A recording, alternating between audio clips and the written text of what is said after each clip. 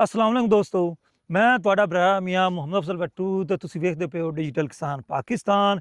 ਕਿਸਾਨ ਵੀਰ ਭਰਾਓ, ਅੱਜ ਆਪਾਂ ਗੱਲ ਕਰਾਂਗੇ ਗ੍ਰੀਨ ਸਰਟੀਫਿਕੇਟ ਦੇ ਬਾਰੇ। ਅਕਸਰ ਤੁਸੀਂ ਵੀਡੀਓਜ਼ ਵੇਖ ਰਹੇ ਹੋ ਨੈਸ਼ਨਲ ਮੀਡੀਆ ਤੇ, ਇੰਜ ਲੱਗਦਾ ਉਹ ਇਸ਼ਤਿਹਾਰਾਤ ਆਪਾਂ ਵੇਖਨੇ ਆ ਤੇ ਇੰਜ ਲੱਗਦਾ ਮਿੰਟ ਦੇ ਵਿੱਚ ਗ੍ਰੀਨ ਸਰਟੀਫਿਕੇਟ ਮਿਲ ਜਾਵੇਗਾ, ਲੇਕਿਨ ਬਿਲਕੁਲ ਭਰਾਓ ਇਸੇ ਤਰੀਕੇ ਨਹੀਂ ਹੈਗਾ। ਜੇ ਮੈਂ ਆਪਣੀ ਆਪ ਬੀਤੀ ਆਪਣੇ ਵੀਰ ਭਰਾਵਾਂ ਨਾਲ ਸਾਂਝੀ ਕਰਦਾ ਚੱਲਾਂ।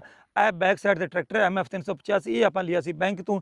ਇਹਨੂੰ ਆਪਾਂ ਹੁਣ ਕਰਵਾਇਆ ਕਲੀਅਰ ਜੀ, ਫੱਕ ਬਣਵਾਇਆ ਤੇ ਤਹਿਸੀਲੇ ਗਏ ਆ, ਉੱਥੇ ਤਕਰੀਬਨ ਆਪਣੇ 7-8 ਘੰਟੇ ਲੱਗੇ ਨੇ ਤੇ ਆਪਣਾ ਖਾਤਾ ਜਿਹੜਾ ਨਾ ਫੱਕ ਹੋਇਆ। ਉਸ ਤੋਂ ਬਾਅਦ ਆਪਾਂ ਨੂੰ ਚਾਹੀਦੀ ਸੀ ਫਰਦ, ਅਗਲੇ ਦਿਨ ਆਪਾਂ ਫਰਦ ਲਵਣ ਗਏ। ਉਹਨਾਂ ਕਹਾ ਜੀ ਹੁਣ ਜਿਹੜੀ ਫਰਦ ਹੈ ਉਹ ਤੁਹਾਨੂੰ ਮਿਲੇਗੀ ਜਨਾਬ ਗ੍ਰੀਨ ਸਰਟੀਫਿਕੇਟ ਤੋਂ ਬਗੈਰ ਨਹੀਂ। ਮੈਂ ਕਿਹਾ ਜੀ ਉਹਦਾ ਤਰੀਕਾਕਾਰ ਦੱਸੋ। ਉਹਨਾਂ ਕਹਾ ਜੀ ਤੁਸੀਂ ਪਟਵਾਰੀ ਸਾਹਿਬ ਨਾਲ ਰਾਬਤਾ ਕਰੋ, ਕਿਉਂਕਿ ਸਾਰਾ ਸਿਸਟਮ ਆਨਲਾਈਨ ਹੋ ਗਿਆ।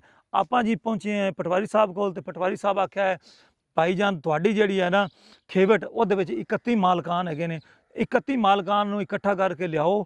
ਉਹ ਜਨਾਬ ਸੀ ਤੁਹਾਡੀ ਜਿਹੜੀ ਜ਼ਮੀਨ ਹੈ ਉਹਦੇ ਵੰਡੇ ਬਣਾਵਾਂਗੇ ਤੇ ਤੁਹਾਡੀ ਜ਼ਮੀਨ ਤਕਸੀਮ ਕਰਾਂਗੇ ਤੇ ਫਿਰ ਜਨਾਬ ਗ੍ਰੀਨ ਸਰਟੀਫਿਕੇਟ ਵਾਸਤੇ ਤੁਸੀਂ ਅਪਲਾਈ ਕਰ ਸਕਦੇ ਹੋ। ਉਸ ਤੋਂ ਬਾਅਦ ਜਨਾਬ ਰੈਵਨਿਊ ਡਿਪਾਰਟਮੈਂਟ ਦਾ ਜਿਹੜਾ ਅਮਲਾ ਹੈਗਾ GPS ਨਾਲ, ਜਿਹਨੇ ਆਪਣੀ ਜ਼ਮੀਨ ਨੂੰ ਮੁਨਸਲਿਕ ਕਰਨਾ ਹੈਗਾ, ਉਹ ਆਉਣਗੇ ਤੇ ਉਹਨਾਂ ਦੀ ਤਾਦਾਦ ਵੀ ਜਿਹੜੀ ਹੈ ਉਹ ਟੀਮਾਂ ਵੀ ਥੋੜ੍ਹੀਆਂ ਹੈਗੀਆਂ ਨੇ। ਜਿਸ ਲਿਹਾਜ਼ ਨਾਲ ਸਾਡਾ ਤਹਿਸੀਲ ਦੀਪਾਲਪੁਰ ਹੈ ਤੇ ਰਕਬਾ ਹੈ ਮੇਰਾ ਖਿਆਲ ਹੈ ਹਜ਼ਾਰਾਂ ਲੱਖਾਂ ਏਕੜ, ਉਹਦੇ ਵਾਸਤੇ ਜਨਾਬ ਜਾਂ ਤਾਂ ਟੀਮਾਂ ਬਹੁਤ ਜ਼ਿਆਦਾ ਵਧਾ ਦਿੱਤੀਆਂ ਜਾਣ। ਅਗਰ ਜੇ ਥੋੜ੍ਹੀਆਂ ਟੀਮਾਂ ਹੋਈਆਂ ਤਾਂ ਫਿਰ ਜਨਾਬ ਤੁਹਾਡੀ ਵਾਰੀ 2 ਮਹੀਨੇ ਤੋਂ ਬਾਅਦ ਆ ਸਕਦੀ ਹੈ, 3 ਮਹੀਨਿਆਂ ਤੋਂ ਬਾਅਦ ਵੀ ਆ ਸਕਦੀ ਹੈ।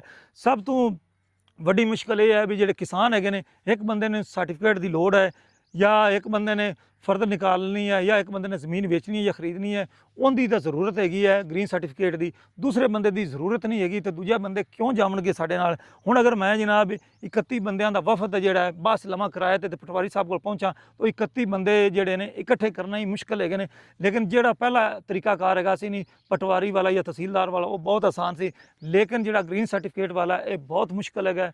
ਮੈਂ ਕਹਿੰਦਾ ਵੀ ਇਹ ਨਾਮੁਮਕਿਨ ਨਜ਼ਰ ਆਉਂਦਾ ਪਿਆ ਤੇ ਹਕੂਮਤ ਨੂੰ ਚਾਹੀਦਾ ਵੀ ਇਸ ਨੂੰ ਆਸਾਨ ਕੀਤਾ ਜਾਵੇ। ਵਰਨਾ ਜਨਾਬ ਜਿਸ ਤਰੀਕੇ ਮੇਰੀ ਖੇਵਟ ਦੇ ਵਿੱਚ 31 ਮਾਲਕ ਹੈਗੇ ਨੇ ਤੇ 31 ਮਾਲਕਾਂ ਨੂੰ ਮੈਂ ਜੀ ਕਿਸ ਤਰੀਕੇ ਲਿਜਾ ਸਕਣਾ ਪਟਵਾਰੀ ਸਾਹਿਬ ਕੋਲ? ਤਾਂ ਫਿਰ ਜਨਾਬ ਹਕੂਮਤੀ ਨੁਮਾਇੰਦੇ ਆਉਣਗੇ, GPS ਨਾਲ ਮੇਰੀ ਜ਼ਮੀਨ ਨੂੰ ਮੁਨਸਲਿਕ ਕਰਨਗੇ, ਉਹ ਬੜਾ ਇੱਕ ਲੰਮਾ ਪ੍ਰੋਸੀਜਰ ਬਣ ਜਾਵੇਗਾ। ਉਸ ਨੂੰ ਬਿਹਤਰ ਹੈ ਜੀ ਮੈਂ ਤਾਂ ਕਹਿੰਦਾ ਵੀ ਚੁੱਪ ਕਰਕੇ ਘਰੀ ਬਹਿ ਜਾਂਦੇ ਤੇ ਕੋਈ ਹੋਰ ਕੰਮ ਕਾਜ ਕਰ ਲੈਣੇ। ਤੇ ਗ੍ਰੀਨ ਸਰਟੀਫਿਕੇਟ ਜਿਹੜਾ ਹੈ ਨਾ ਇਹ ਜਿਤਨਾ ਆਸਾਨ ਦੱਸਿਆ ਜਾ ਰਿਹਾ ਉਹਨਾਂ ਆਸਾਨ ਹੈ ਨਹੀਂ। ਤੇ ਹੁਣ ਆਪਣੀ ਤੁਸੀਂ ਕੀਮਤੀ ਰਾਏ ਦੇਣੀ ਹੈ, ਪਹਿਲੇ ਵਾਲਾ ਕੰਮ ਆਸਾਨ ਸੀ ਜਾਂ ਹੁਣ ਵਾਲਾ ਆਸਾਨ ਹੈ? ਤੇ ਮੈਨੂੰ ਦਿਓ ਇਜਾਜ਼ਤ, ਤੁਹਾਡਾ ਭਰਾ ਮੀਆਂ ਮੁਹੰਮਦ ਅਫਜ਼ਲ ਬੱਟੂ। ਅੱਲਾ ਹਾਫਿਜ਼, ਪਾਕਿਸਤਾਨ ਜ਼ਿੰਦਾਬਾਦ।